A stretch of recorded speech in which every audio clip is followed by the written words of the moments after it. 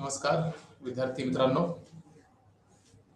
मी professor सुलतान इनामदार आपल्या सर्वांचं स्वागत करतो आजच्या आपल्या या प्रेझेंटेशनमध्ये, ज्यावरती आपण पंचायत राज या विषयावरती चर्चा करणार आहोत. तर सध्या आपण Indira Gandhi national open university new Delhi याच्या मार्फत आणि स्वयंप्रभा या प्लॅटफॉर्म मार्फत आपण हे प्रेझेंटेशन पाहत आहात. आणि जो आजचा मुख्य प्रेझेंटेशनचा विषय आहे तो आहे पंचायत राज सिस्टम किंवा पंचायत राज व्यवस्था. त्यामध्ये administrative system at state and district level या विषयावरती आपण सध्या आहोत, की ज्यामध्ये राज्य आणि जिल्हा पातळीवर कशा प्रकारे पंचायत राज व्यवस्था कार्य करते याच्याबद्दलचा आढावा आपण सध्या घेत आहोत. तर त्यातलंच एक म्हणजे पंचायत राज, की ज्यामध्ये आपण स्थानिक प्रशासन कशा प्रकारे कार्य करते याचा आपण आढावा घेत आहोत. तर सर्वप्रथम जेव्हा आपण स्थानिक प्रशासन या विषयाची चर्चा करतो त्यावेळेस एक गोष्ट निदर्शनास येते की भारतामध्ये जेव्हा संविधानाची निर्मिती केली गेली होती आणि जेव्हा त्याची अंमलबजावणी केली गेली त्यावेळेस राज्याची जी मार्गदर्शक तत्वे असतात त्यामध्ये स्थानिक प्रशासनाबद्दलचा उल्लेख असल्याचं आढळतं. तरी हे देखील सत्य आहे की 1950 नंतर किंवा त्या काळात आपण स्थानिक प्रशासनाची मुख्य सुरुवात केली नव्हती. त्यावेळेस जी व्यवस्था होती ती 2 स्तरांवरती विभागली गेलेली होती. एक केंद्र पातळीवर आणि दुसरं राज्य पातळीवरती. तर केंद्र आणि राज्य या दोन्ही स्तरावरती सरकार हे कार्य करत होते, परंतु कालांतराने व्यवस्थेमध्ये बदल करण्याची गरज भासू लागली आणि भारतामध्ये स्थानिक प्रशासनाला महत्त्व वाढू लागले. यानंतर देखील आपण पाहिलेलं आहे अनेक वेळा की कोणतीही शासकीय जी जबाबदारी असते ती पूर्ण करण्यासाठी स्थानिक प्रशासन हे महत्वाचं कार्य करत असते. आणि यातून हे निदर्शनास येत असतं की स्थानिक प्रशासनामुळे लोकांपर्यंत काही मूलभूत गरजा हे पोहोचत असतात. तर एकंदरीत आपण असं म्हणू शकतो की सुरुवातीला आपण केंद्र आणि राज्य या 2 व्यवस्थेमध्ये भारताची जी काही रचना होती ती चालवली. त्यानंतर 90च्या दशकामध्ये 73 आणि 74वी घटना दुरुस्ती ही घडून आणण्यात आली आणि त्यानंतर एकंदरीत स्थानिक प्रशासनाला बळ मिळाले आणि स्थानिक प्रशासन हे केवळ 90च्या दशकामध्ये समोर आलं असं नाही, तर त्याची सुरुवात स्वातंत्र्याच्या आधीपासूनच होत असल्याचं पाहायला मिळतं. महात्मा गांधी यांनी स्थानिक प्रशासनांवरती जास्त भर दिलेला पाहायला मिळतो, की ज्यामध्ये केंद्र सरकार असेल, राज्य सरकार असेल, त्यासोबतच स्थानिक सरकार देखील असेल, त्याला आपण लोकल गव्हर्नमेंट असं म्हणतो. तर हे सरकार असल्याने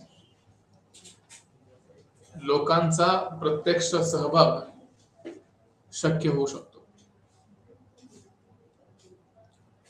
जेव्हा लोकांना शासनात सहभागी व्हायची इच्छा असते,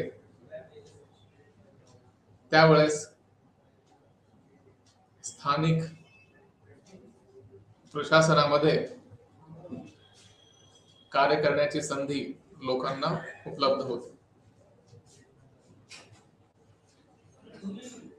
आपण वारंवार हे पाहिलं आहे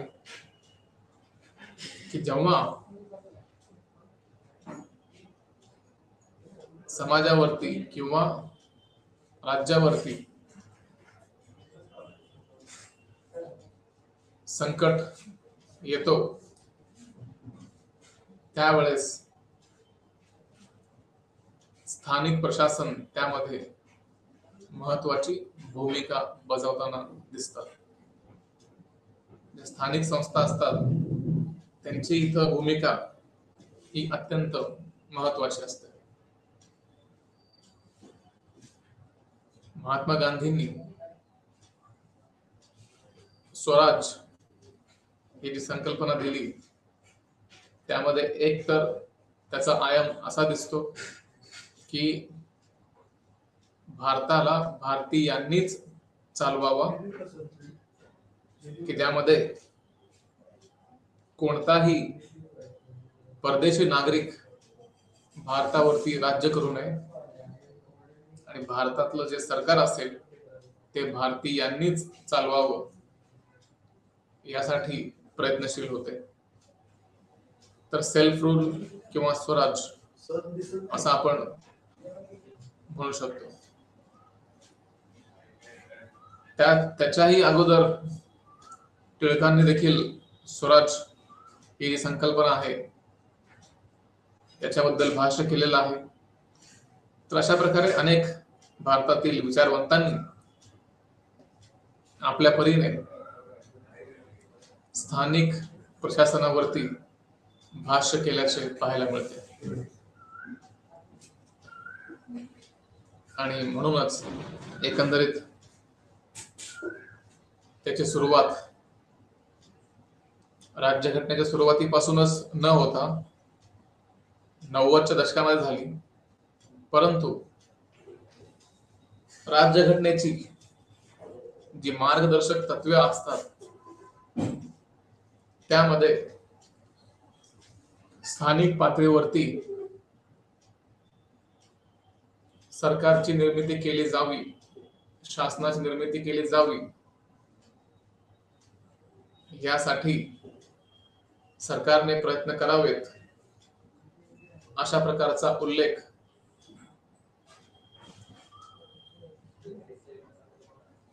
राज्यघटनेतील मार्गदर्शक तत्वांमध्ये याचा उल्लेख असल्याचं पाहायला मिळते. जेव्हा आपण महात्मा गांधींच्या स्वराज्याचा आढावा घेतो, त्यावेळेस ग्राम स्वराज ही संकल्पना पुढे येते. ग्राम स्वराज ही जी संकल्पना आहे, यामध्ये गावाची भूमिका ही महत्वपूर्ण असल्याचं पाहायला मिळते. गाव पातळीवर ग्राम स्वराज हे शासन प्रस्थापित केले जाते आणि यातून त्या गावातील लोक स्वतः सरकारमध्ये सामील होऊ शकतात. आणि ही संकल्पना अशा प्रकारे पुढे येते की एखाद्या गावामध्ये जर एखादी समस्या असेल तर त्याचं निराकरण देखील त्या गावातील सदस्यांनी करणं अपेक्षित असतं आणि त्यांना कल्पना असते की कशा प्रकारे एखाद्या समस्येला तोंड देता येऊ शकेल. परंतु अनेक वर्ष असं पाहायला मिळालं की एखाद्या गावामध्ये किंवा एखाद्या शहरामध्ये एखादी सरकारी सुविधा पोहोचवायची असेल किंवा सरकारी उपक्रम सुरू करायचा असेल, त्यासोबतच त्या शहराचा किंवा गावाचं नियोजनबद्ध विकास करायचा असेल तर त्यासाठी राज्य आणि केंद्रावरती अवलंबून राहण्याची वेळ येत असते. परंतु स्थानिक प्रशासनाच्या आगमनानंतर ही व्यवस्था बदलल्याचं पाहायला मिळते आणि जे कार्य यापूर्वी केंद्रामार्फत आणि राज्यामार्फत होत होती ते कार्य आता स्थानिक प्रशासनामार्फत होऊ लागली. तर अशा प्रकारे ग्राम स्वराज्याला महत्व प्राप्त झालं आणि यातूनच त्या गावांना त्याच गावातील लोकांनी मिळून बनवलेली एक छोटस सरकार निर्माण होऊ लागलं आणि यातून जे डिसेंट्रलायझेशनची जी संकल्पना होती ती संकल्पना हळूहळू पुढे येऊ लागली. तर डिसेंट्रलायझेशन या तत्वामुळे त्या गावांना काही प्रमाणात अधिकार बहाल केले गेले आणि त्यासाठी म्हणजेच स्थानिक प्रशासनाला महत्व प्राप्त व्हावं याकरता राज्य घटनेमध्ये 73वी घटना दुरुस्ती ज्यान्वये ग्रामसभा किंवा ग्रामपंचायत असं देखील म्हणतो आपण, त्यासोबतच पंचायत समिती आणि जिल्हा परिषद या 3 पातळ्यांवरती स्थानिक सरकारची निर्मिती ही केली गेली. त्यासोबतच 74वी घटना दुरुस्ती देखील करण्यात आली की ज्यामध्ये शहरी प्रशासन ह्याला जास्त महत्व दिलं गेलं की ज्यामध्ये municipality, municipal corporation, municipal council अशा प्रकारच्या स्थानिक स्वराज्य संस्थांना महत्व हे प्राप्त करून दिले गेले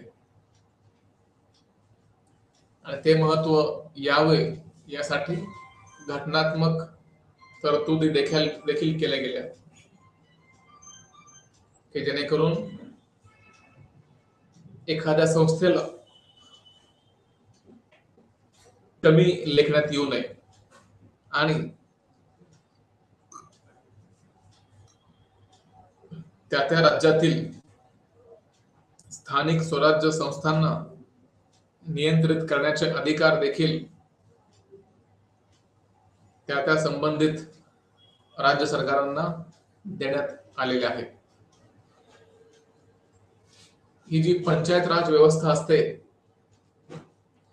ही भारतातील विकेंद्रित शासन प्रणालीला प्रदर्शित करते. जी काही विकेंद्रित शासन प्रणाली आहे त्यामध्ये पंचायती राज व्यवस्थेला खूप मोठ्या प्रमाणात महत्व प्राप्त करून दिलं गेलं आहे. राज्यघटनेतील कलम 40 यामध्ये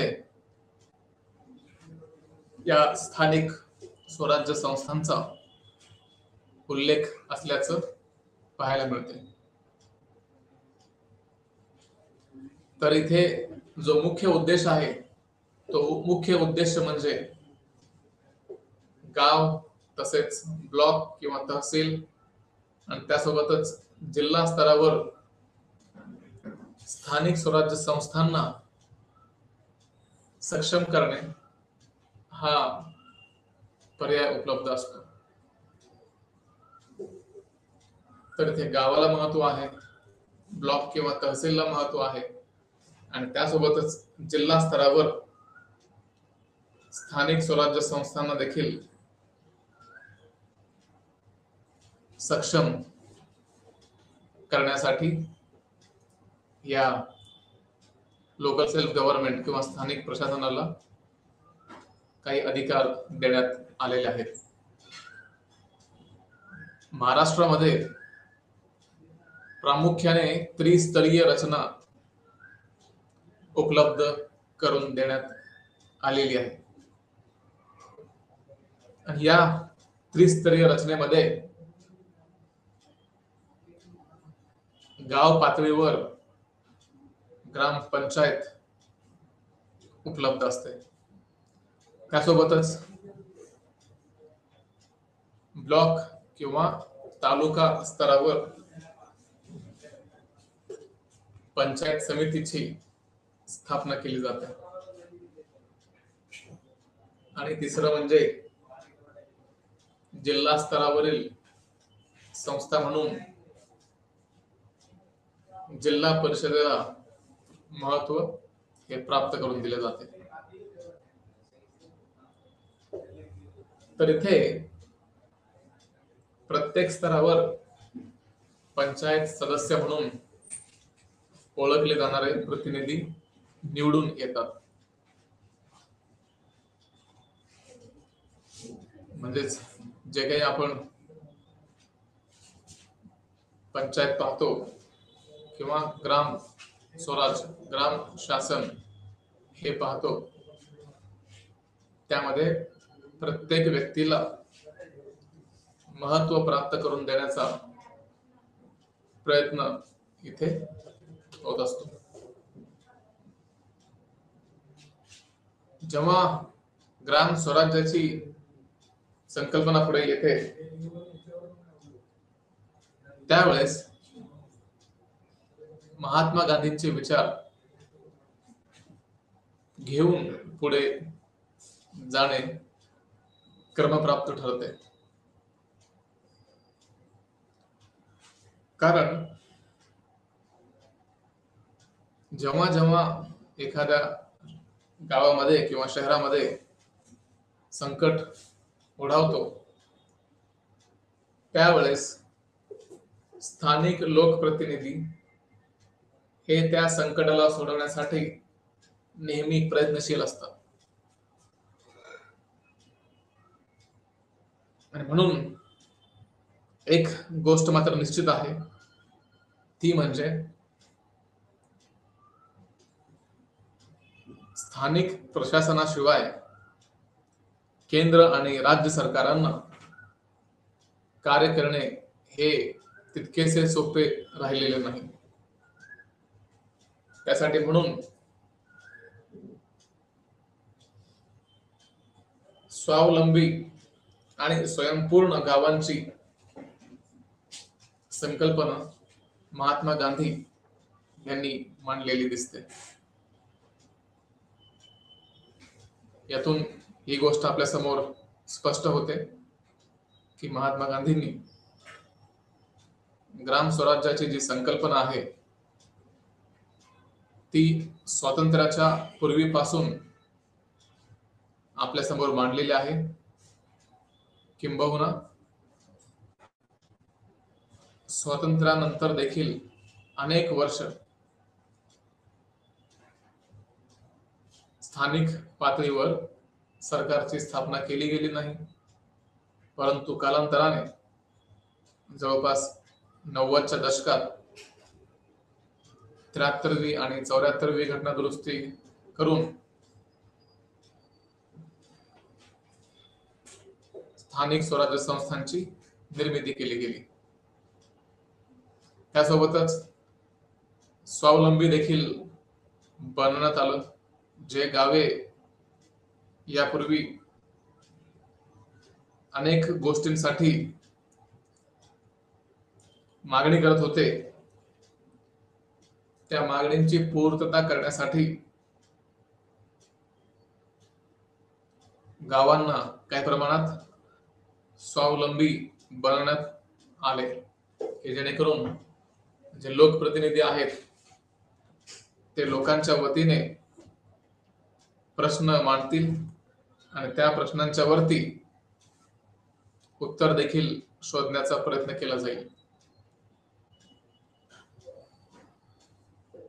त्यासोबतच स्थानिक निर्णय घेण्यावर आणि स्वयं मदत उपक्रमांवर, ज्याला आपण सेल्फ हेल्प ग्रुप असं म्हणतो,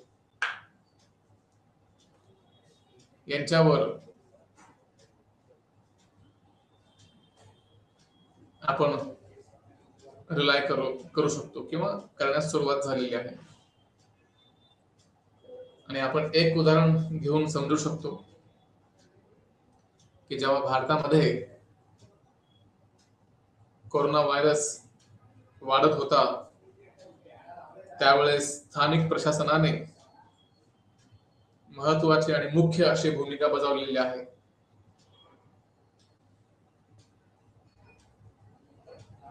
आणि यातून हे स्पष्ट होते की स्थानिक निर्णयावर प्रभाव टाकण्यासाठी त्या गावांमध्ये, तालुक्यांमध्ये आणि जिल्हा स्तरावरती स्थानिक प्रशासनाची निर्मिती करण्याचा प्रस्ताव त्यावेळेस ठेवण्यात आला होता. प्रामुख्याने ग्रामपंचायतीची काही ठराविक कामे असतात आणि ती कामे वेळेत पूर्ण करणे अपेक्षित असते. जसे की मूलभूत सेवा प्रदान करणे, ज्यामध्ये पाणी पुरवठा असेल, स्वच्छता असेल, आरोग्य असेल किंवा शिक्षण असेल, या सर्वांची पूर्तता करण्याची जबाबदारी हे स्थानिक पातळीवरती पार पाडली जाते, की ज्यामध्ये पाणी पुरवठा देखील केला जातो, स्वच्छता देखील राखली जाते, आरोग्य देखील सांभाळले जाते, त्यासोबतच शिक्षणाला देखील महत्व हे प्राप्त होत असते. तर या मार्फत काही पायाभूत सुविधांचा देखील विकास करणं हे स्थानिक सरकारांचं प्राथमिक कर्तव्य असल्याचं पाहायला मिळते, की ज्यामध्ये गरिबी निर्मूलन असेल, महिलांचे सक्षमीकरण असेल आणि ग्रामीण विकास असेल, या अशा प्रकारची ही सर्व कार्य हे ग्रामपंचायती मार्फत करण्याचे नियोजन असते. तर यामध्ये गरिबी जी असेल ती गरिबी कशा प्रकारे दूर केली जाऊ शकते किंवा गरिबीची जी काही समस्या आहे त्याचे निर्मूलन कशा प्रकारे केलं जाऊ शकतं, याच्यावर देखील चर्चा होणं गरजेचं आहे. त्यासोबतच महिला सक्षमीकरण हा देखील एक महत्वाचा असा भाग आहे की ज्यामध्ये महिलांना स्थान दिले जाईल. जेव्हा महिलांना स्थान दिले जाईल तेव्हा महिलांची जी डिपेंडन्सी असते, अवलंबित्व असते, ते अवलंबित्व कमी होण्यास महिलांना इथे मदत मिळते. आणि ग्रामीण विकास हा तर गेली अनेक वर्ष चर्चेमध्ये असल्याचं पाहायला मिळते. आणि ग्रामीण विकास हे सतत चालणारी प्रक्रिया आहे. याचा उपयोग अशा प्रकारे पण होतो, जेव्हा आपल्याला महसुलाची निर्मिती करायची असते त्यावेळेस स्थानिक कर आणि शुल्कांचे संकलन हे देखील महत्वाचे आहे. तर इथे स्थानिक कर जे असते, ज्याला आपण लोकल बॉडी टॅक्स असं देखील म्हणतो किंवा LBT असं म्हणतो, जे की अनेक शहरांमध्ये अजून देखील उपलब्ध असेल. पूर्वी ही प्रथा खूप प्रचलित होती, परंतु आता मात्र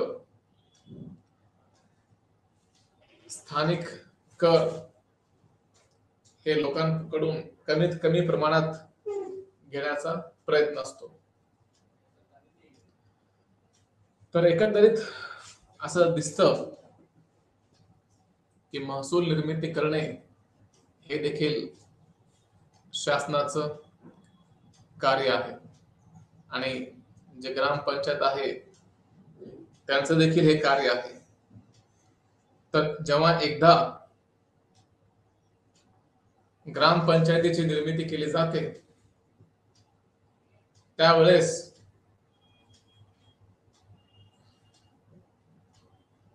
मूलभूत गरजा पूर्ण करण्यासाठी कशा प्रकारचे प्रयत्न अपेक्षित आहेत हे पाहणं गरजेचं असतं. आणि म्हणून आपण जे हे 4 कार्य पाहिले हे सर्व अत्यंत महत्वाचे आणि पायाभूत सुविधांसह असल्याचे निदर्शनास येते.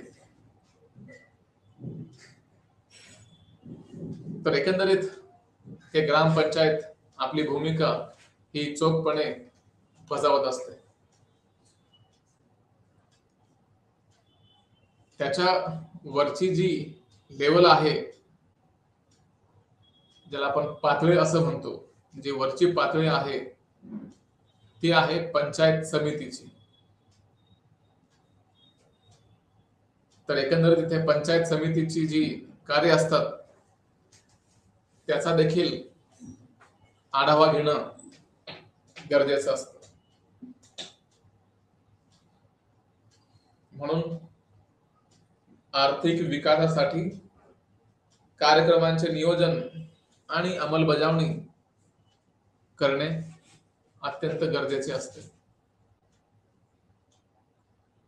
तर जोपर्यंत इथे आर्थिक विकास होत नाही तोपर्यंत अन्य विकास करणे अवघड असते. आणि म्हणून आर्थिक विकास हा महत्वाचा पायाभूत असा एक अंग आहे. आणि त्यानुसार इथे नियोजन होत असल्याचं पाहायला मिळते. त्यामध्येच कृषी आणि ग्रामीण उद्योगांना देखील प्रोत्साहन प्राप्त होत असते. जे कृषी उद्योग आहेत, जे ग्रामीण उद्योग आहेत, त्यांना देखील इथे संधी ही उपलब्ध करून दिली जाते. त्यासोबतच आरोग्य सेवा पुरवणे हे देखील पंचायत समितीचे कार्य आहे. आणि त्यामार्फत आरोग्य सेवा हे शासनाकडून दिली जाते. तर एकंदरीत आरोग्य सेवा असेल किंवा अन्य जे पायाभूत किंवा मूलभूत गरजा असतील, त्या सर्व गरजांची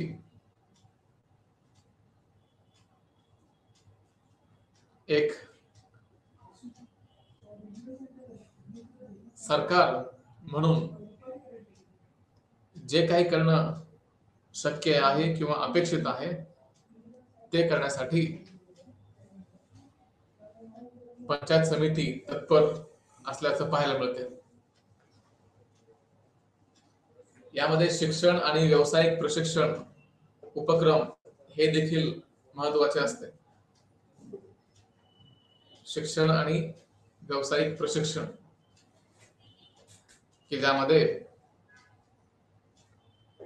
नागरिकांना काही व्यावसायिक प्रशिक्षण देखील उपलब्ध करून दिले जाऊ शकते. आणि त्यासोबतच शाळा तर आहेतच, तर 1ली पासून ते 10वी पर्यंत किंवा किमान 7वी पर्यंत सरकारचा इथे प्रत्यक्ष किंवा अप्रत्यक्षरित्या सहभाग असतो.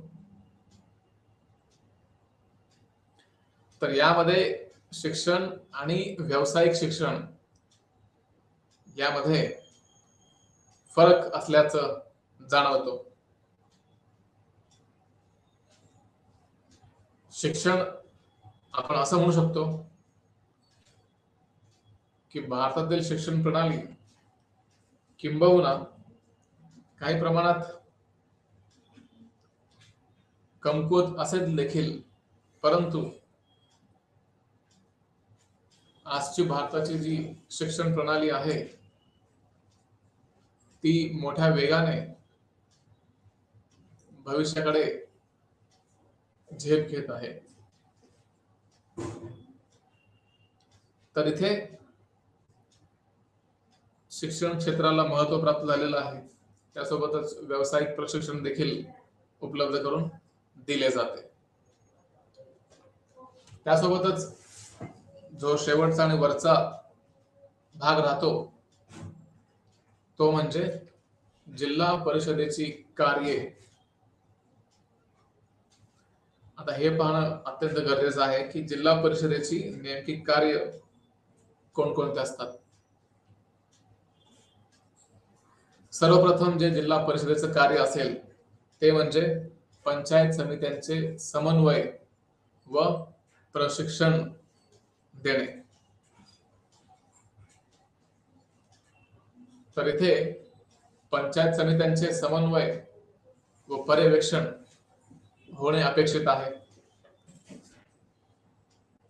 जेव्हा आपण एक जिल्हा म्हणून जिल्हा परिषदेची आपण स्थापना करतो त्यावेळेस त्या जिल्ह्यामध्ये येणाऱ्या सर्व तालुक्यांमध्ये एक स्थानिक शासन उपलब्ध असते आणि त्या सर्व जिल्ह्यांमधील स्थानिक शासनांवरती नियंत्रण ठेवण्यासाठी म्हणून जिल्हा परिषदेची रचना ही करण्यात आली. तर एकंदरीत तिथे असं पाहायला मिळते की पंचायत समिती असेल आणि त्यासोबतच अन्य राष्ट्रांमध्ये देखील पंचायत समिती असू शकते, किंबहुना आपल्या स्वतःच्या जिल्ह्यांमध्ये पंचायत समितीला महत्व प्राप्त आहे आणि एक्झाम देऊन पर्यवेक्षण देखील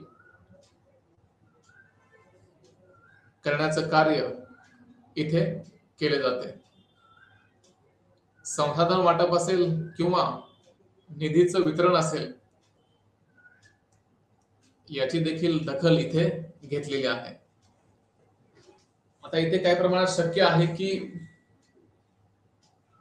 संसाधन हे उपलब्ध करून दिले जातात, परंतु संसाधन ही मोठ्या प्रमाणावर उपलब्ध नसतात आणि म्हणून मग असं एकंदरीत दिसते की जिल्हा स्तरावर कशा प्रकारे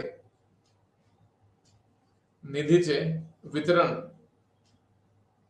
हे केले जात असेल. त्यामुळे एकंदरीत असं निदर्शनास येते की जिल्हा स्तरावरील विकासांची प्रकल्पांची काही प्रमाणात निधीचं वाटप करणे हे अत्यंत गरजेचं असते. जिल्हा स्तरावरील विकास प्रकल्पाची देखरेख करण्यासाठी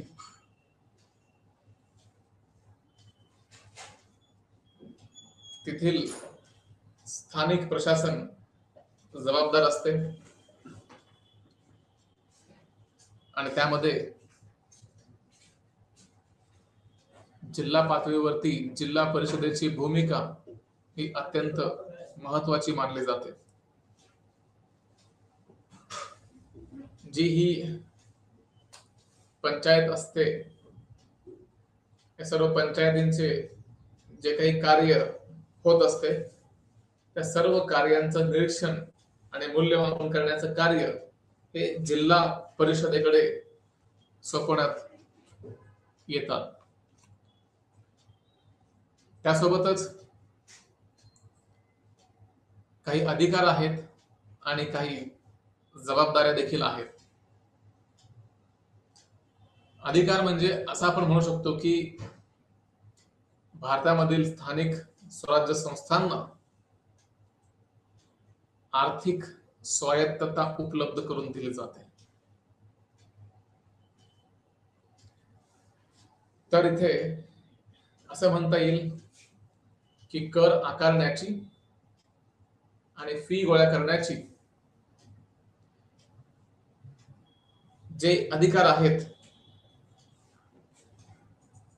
ते त्या त्या स्थानिक स्वराज्य संस्थांना देण्यात आलेले आहेत. जसं की एखादं कार्य करायचं असेल तर त्यासाठी साहजिक आहे केंद्राकडून आणि राज्याकडून मोठ्या प्रमाणावर निधी उपलब्ध करून दिला जातो. आणि त्यासाठी त्याकरता इथे या संस्थानांना आर्थिक स्वायत्तता देखील दिलेली आहे की ज्यामधून कर आकारण्याची प्रक्रिया राबवली जाते आणि फी गोळा करण्याची देखील प्रक्रिया इथे राबवली जाते. त्यासोबतच निर्णय घेण्याचे अधिकार देखील ग्रामपंचायतीकडे असतात. त्यासोबतच जिल्हा परिषदेकडे देखील असतात, पंचायत समितीकडे देखील असतात. तर एकंदरीत निर्णय घेण्याचे अधिकार हे स्थानिक प्रशासन निश्चित करत असते.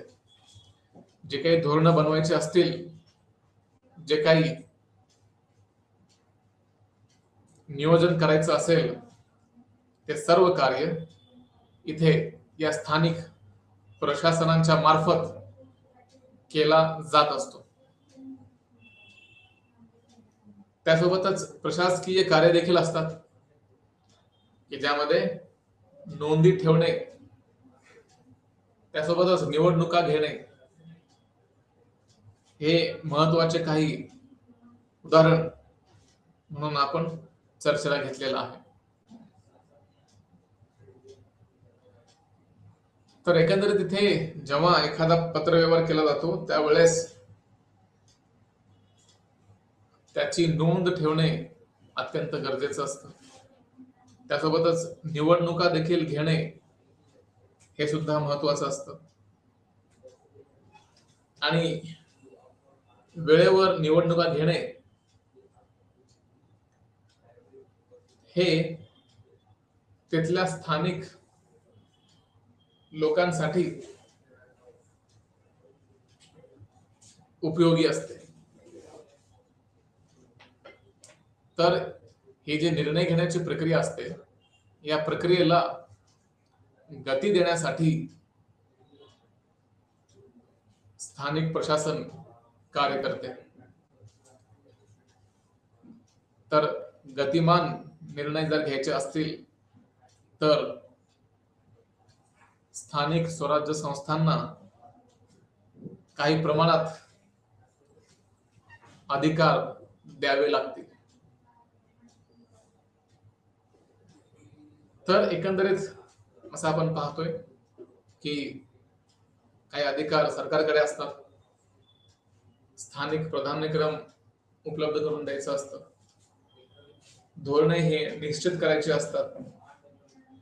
त्यासोबतच प्रशासकीय कार्य देखील उपलब्ध आहे, त्याला आपण नोंदी ठेवणे असं म्हणतो.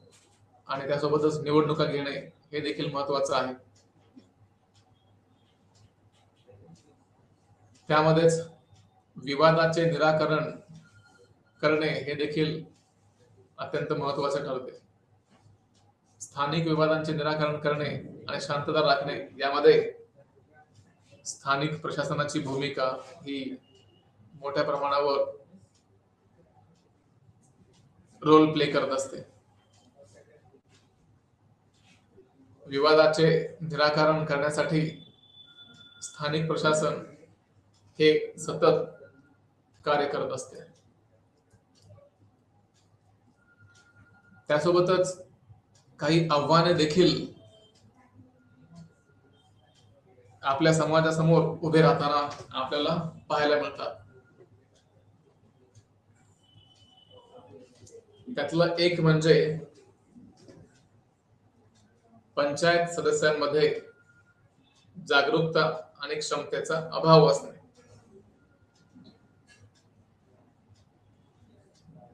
तर इथे एकंदरीत असं पाहायला मिळालेलं आहे की अनेक सदस्यांमध्ये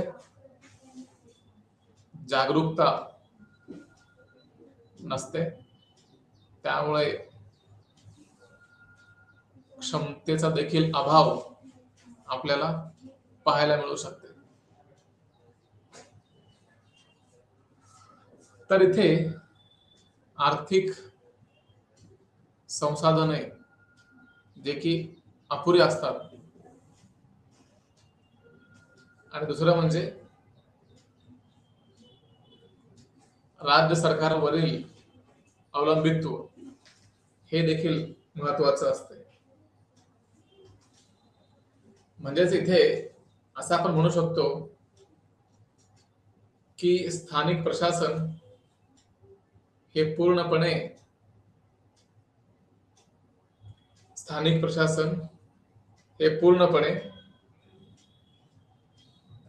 स्वतंत्र नाहीत. किंबहुना स्थानिक प्रशासनांवरती मोठ्या प्रमाणात निधीची गरज असते. परंतु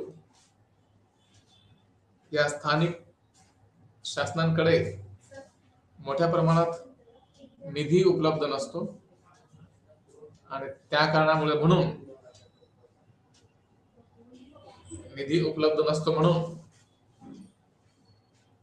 या स्थानिक शासनांचा राज्य सरकारवरील अवलंबित्व हे वाढत जाते. तर एकंदरीत यात असं आपण पाहू शकतो काही अपुरी आर्थिक संसाधने असतात.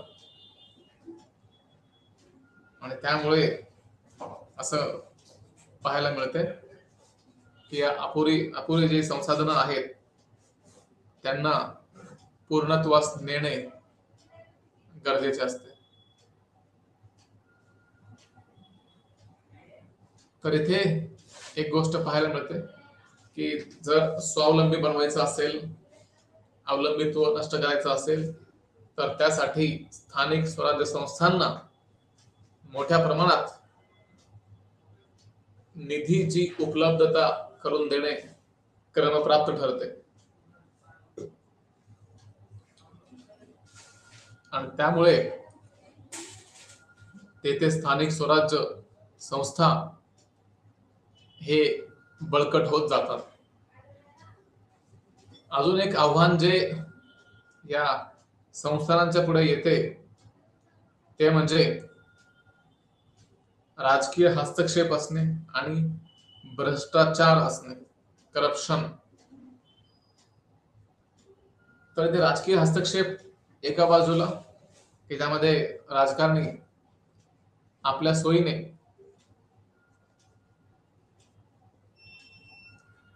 एखाद्या सरकारसाठी नियमांची अदलाबदली केली जाऊ शकते. तर इथे राजकीय हस्तक्षेप थांबवणं गरजेचं आहे आणि त्यासोबतच भ्रष्टाचार थांबवणं हे देखील क्रमप्राप्त आहे. म्हणून आपण असं म्हणू शकतो की जर स्थानिक स्वराज्य संस्थांना महत्त्व द्यायचं असेल तर त्यासाठी सर्वांनी एकत्र येऊन कार्य करण्याची आवश्यकता असते. याचा पुढचा भाग जो आहे तो म्हणजे लैंगिक आणि सामाजिक असमानता.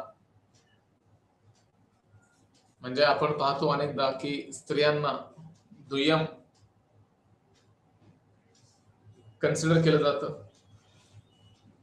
स्त्रियांना हे दुय्यम स्थान उपलब्ध करून देण्याचा प्रयत्न असतो, परंतु महाराष्ट्र सारख्या सरकारने स्थानिक निवडणुकांमध्ये महिलांसाठी 50% आरक्षणाची तरतूद केलेली आहे आणि अन्य काही राज्यांमध्ये महिलांसाठी 33% आरक्षण अपेक्षित आहे. तर यातून एकंदरीत असं पाहायला मिळते की लैंगिक आणि सामाजिक असमानता सोडवण्यासाठी शासनाने काही पाऊल उचलणे गरजेचे असते, जेणेकरून स्त्री पुरुष समानता ही प्रस्थापित होऊ शकेल, की जेणेकरून लैंगिक आणि सामाजिक असमानता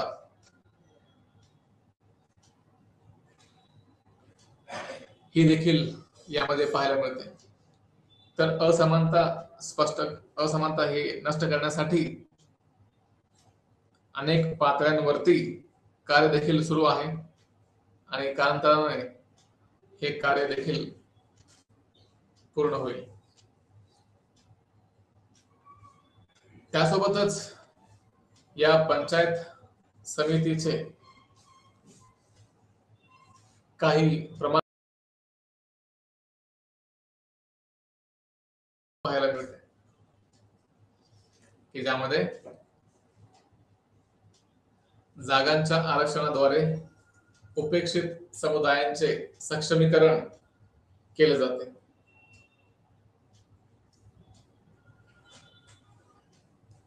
तर इथे जे कोणी उपेक्षित होते किंवा मागास वर्गीयातील होते त्यांच्यासाठी हे आरक्षण देण्यात आले आणि त्या आरक्षणाचा उपभोग घेऊन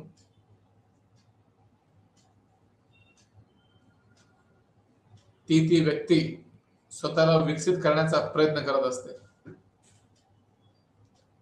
त्यामध्येच दारिद्र्य निर्मूलन आणि ग्रामीण विकासासाठी तळागाळातील उपक्रम करणे गरजेचे आहे.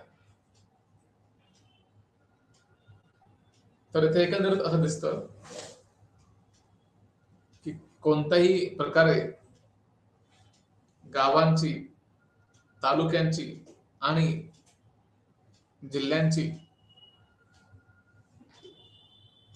जी काही गरिबी आहे किंवा दारिद्र्य निर्मूलन आहे, हे महत्वाचं ठरतं की जेणेकरून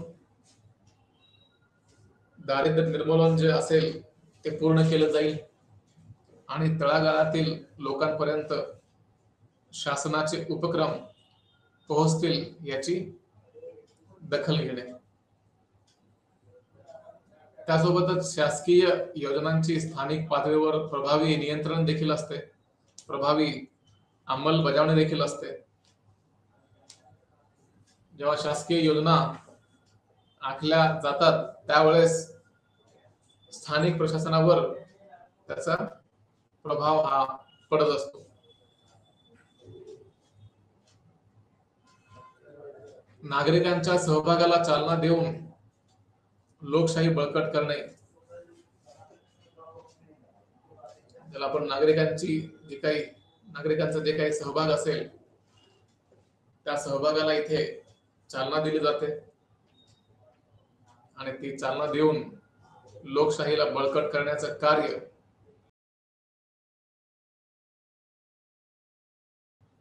जेणेकरून लोक स्वतः प्रशासनामध्ये सामील होतील आणि एक जागरूक नागरिक म्हणून आपली जी काही तक्रार असेल ती आपण म्युनिसिपल कॉर्पोरेशन कडे करू शकतो, म्युनिसिपल काउन्सिल कडे करू शकतो, म्युनिसिपॅलिटी कडे करू शकतो. त्यासोबतच जिल्हा पातळीवरती आहे, पंचायत समिती तालुका पातळीवरती आहे आणि ग्रामपंचायत विलेज लेवलवरती चालते. तर या सर्व गोष्टींना इथे मुभा उपलब्ध आहे आणि म्हणून असं वाटते की लोकशाही बळकट जर करायची असेल तर त्यासाठी नागरिकांचा सहभाग हा महत्वाचा असतो.